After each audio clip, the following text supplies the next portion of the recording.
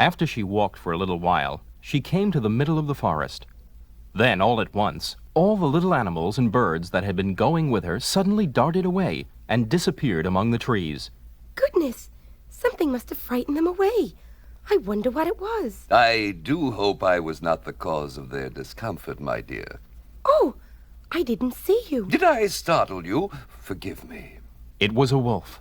Now, Little Red Riding Hood had never seen a wolf before, and she didn't know that he was a very wicked creature who loved to eat other animals and people.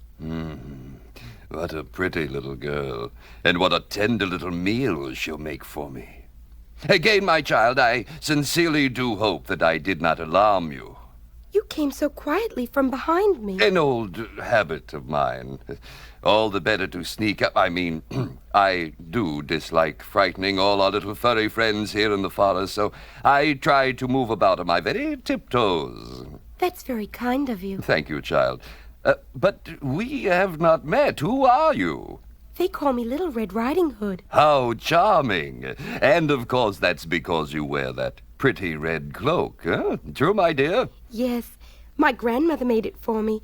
I'm going to visit her. Ah, you are. How thoughtful of you. Yes, she hasn't been at all well. Oh. So I'm going to take this basket of cookies and good things to eat to help her get better. Well, aren't you a nice little girl? And tell me, where does she live? Just on the far side of the forest. Her house stands under 3 big oak trees, near a hedge of nut trees. Under 3 big oak trees, near a hedge of nut trees. Got it. It sounds utterly delightful. If I play my cards right, I can snap up the old woman first, and then have Little Red Riding Hood for dessert, a double delight, as it were.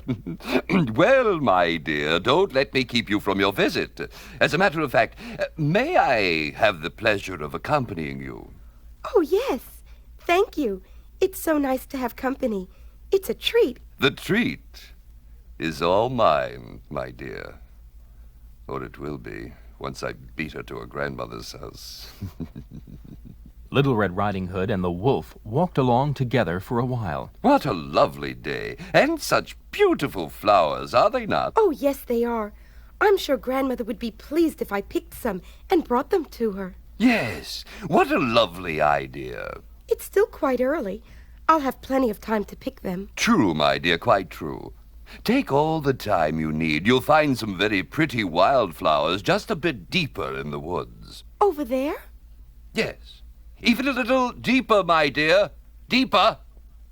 And while Little Red Riding Hood is busily picking her flowers, I shall hurry to her grandmother's house to be there first. Then, when the little girl arrives, what a surprise she'll have.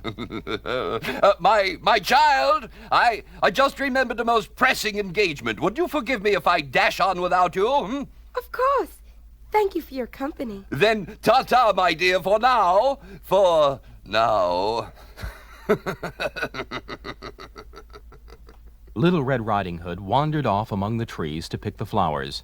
Each time she picked one, she saw another prettier one farther on, and so she went deeper and deeper into the forest. Meanwhile, the wolf ran through the woods and reached Grandmother's house.